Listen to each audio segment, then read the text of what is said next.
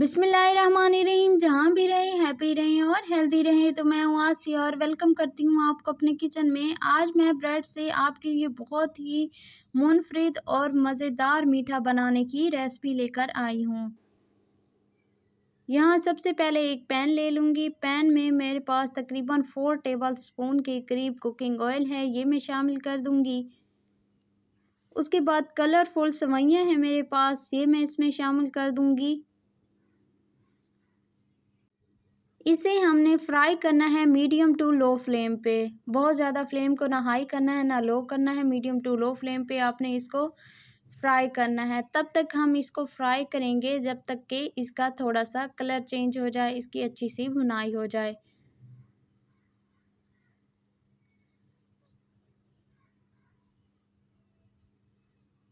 तो ये देखें, यहाँ पर थोड़ा सा कलर चेंज होना स्टार्ट हो गया है।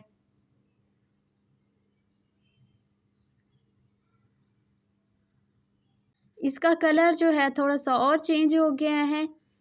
अभी भी हमने थोड़ी देर इसको जो है मज़ीद फ्राई करना है। मुसलसल आपने स्पैचुला चलाते रहना है, स्पैचुला नहीं रोकना है, वरना आपकी सेवइयाँ जो हैं वो जल जाएंगी। तो यहाँ पर ये देखें, मज़ीद जो है वो कलर चेंज हो गया है और भुनाई भी इसकी बहुत ही अच्छे तरीके से हो चुकी है। अब मेरे पास 1 लीटर के करीब दूध है, वो मैं इसमें शामिल कर दूँगी। अब भी हमने इसको मीडियम टू लो फ्लेम पे ही पकाना है। बहुत ज़्यादा इसे जो है हाई फ्लेम पे नहीं पकाना। इसको पकते हुए 10 मिनट हो चुके हैं। तो यहाँ पर 1 कप के करीब मेरे पास जो है चीनी का था, वो मैंने इसमें शामिल कर दिया है।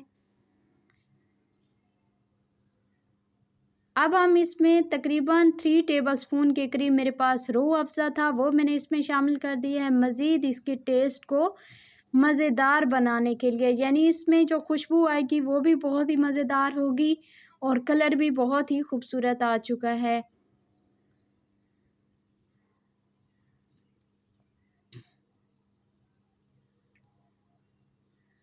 ये देखें, आहिस्ता-आहिस्ता से हमारी जो सेवइयाँ हैं वो गाढ़ी होना शुरू हो गई हैं।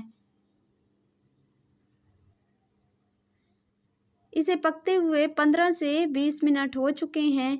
सेवइयों को क्योंकि मैं मीडियम फ्लेम पे पका रही हूँ तो थोड़ा टाइम लग रहा है। तो उसी स्टेज पर मेरे पास ब्रेड है, 2 ब्रेड के स्लाइस थे जिसे मैंने मिक्सी जार में पीस लिया है। जैसे मैं आपसे कह रही थी ना कि मैं ब्रेड से मीठा तैयार करूँगी, तो ब्रेड के 2 स्लाइस हमने ले लिए थे, उसे मिक्सी जार में पीसने के बाद मैंने इस मीठे में शामिल कर दिया है।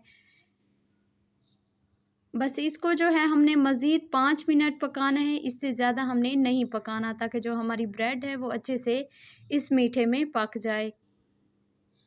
गाढ़ा भी होना स्टार्ट हो गया है।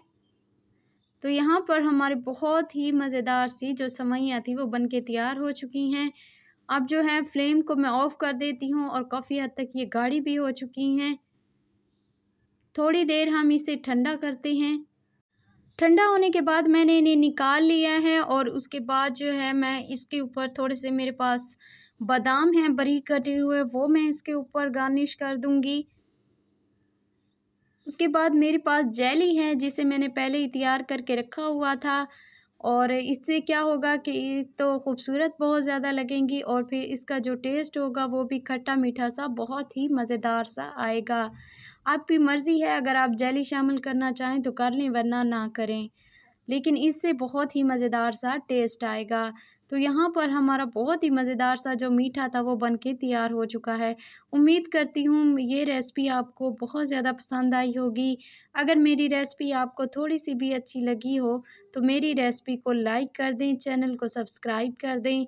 इंशाअल्लाह फिर नई रेसिपी के साथ हाज़िर होंगी। अपना बहुत सारा ख़याल रखिएगा। आसिया को अपनी दुआओं में याद रखिएगा। अल्लाह निगहबान।